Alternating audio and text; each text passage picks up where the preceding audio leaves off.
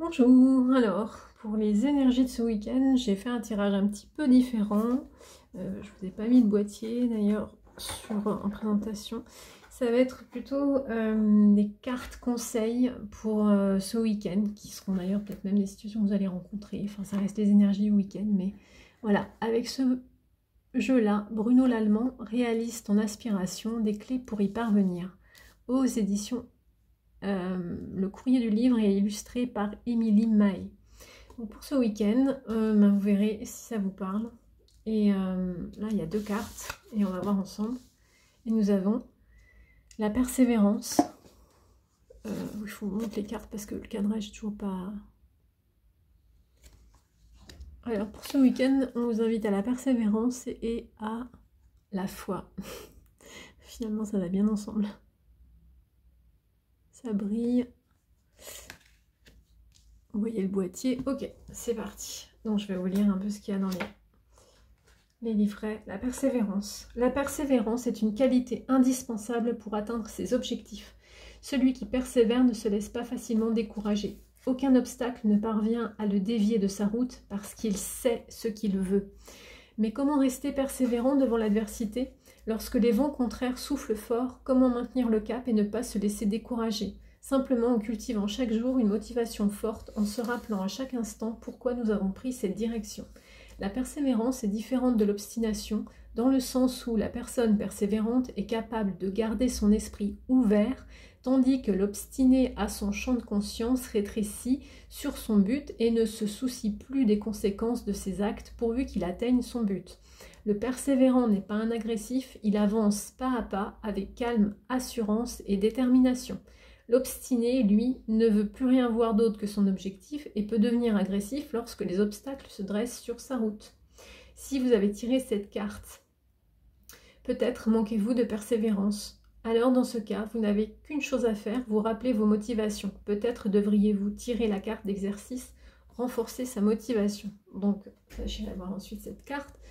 Vous avez sans doute compris que c'est le pas que vous faites maintenant qui compte et que c'est celui qui vous fait avancer avec certitude vers votre but.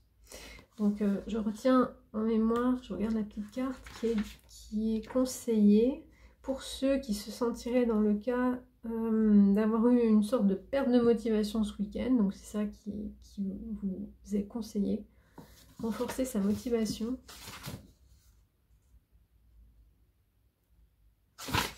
Désolée, je cherche en même temps chaque fois. Non, sa détermination. Je vais prendre page 193. Alors, s'il y en a parmi vous qui regardent ce tirage et qui sont concernés par ça et qui se sentent plutôt dans la démotive et qui ce week-end justement vont être en plein questionnement et se demandent un peu comment reprendre la direction de leur situation, je vais vous lire la carte renforcer sa motivation.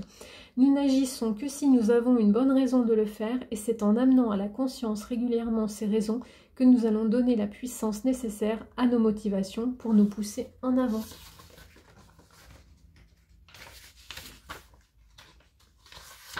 Pour commencer, prenez une feuille de papier que vous séparez en deux colonnes.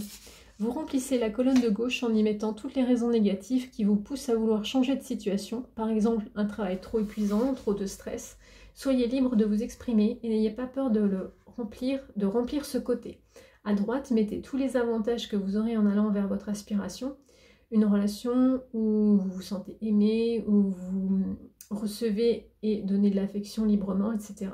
Gardez cette feuille en évidence et complétez-la chaque jour.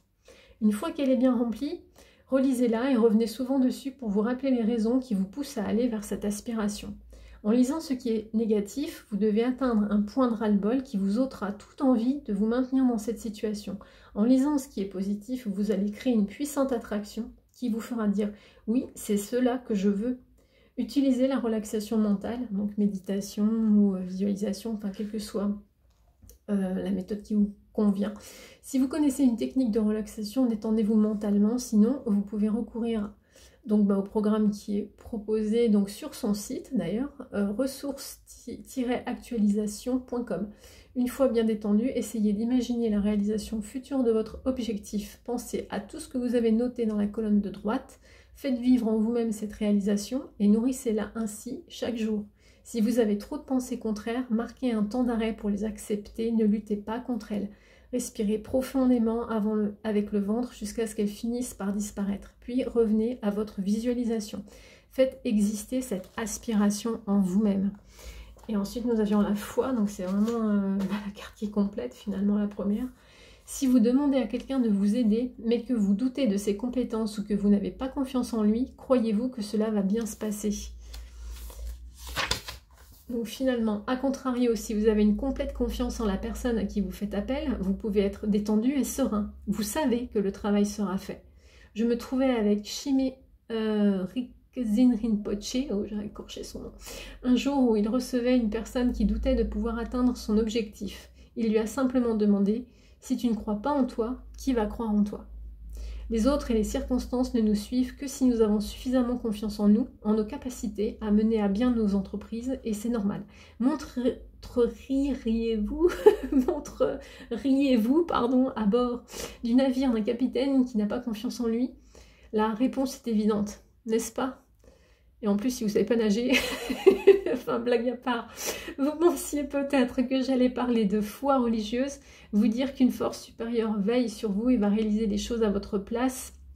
Alors là, je complète, elle accompagne, elle donne force et courage, et donc persévérance et foi. Mais soyez partisans du « aide-toi, le ciel t'aidera ». L'action, elle démarre déjà avec soi, donc il faut se mettre au boulot. Je continue. Mais c'est oublier ce que le Christ lui-même a dit. Ah ben voilà, aide-toi, le ciel t'aidera. Oui, l'univers, Dieu, ou tout ce que vous voulez, peu importe, vous accompagne, d'autant plus que vous avez foi en vous d'abord. Alors apparemment, donc, monsieur l'Allemand n'est pas religieux, mais peut comprendre la phrase « Dieu vous a fait à son image ». Alors, vous devez porter ces ressources en vous, comme une vague est aussi l'océan qui la porte. Si vous avez tiré cette carte, il est sans doute temps de vous faire enfin confiance, de cesser de voir que vous êtes seulement une vague, mais que vous êtes aussi l'océan. Ce qui veut dire que vous ne manquez pas de ressources nécessaires pour accomplir votre souhait. Donc, alors là, elle était située en haut. En gros, voilà. Après, il y avait une petite phrase qui disait rien ne devrait vous arrêter, alors qu'attendez-vous » Donc, j'espère que ça vous a parlé et que ça va pouvoir vous accompagner pour avancer. Prenez soin de vous.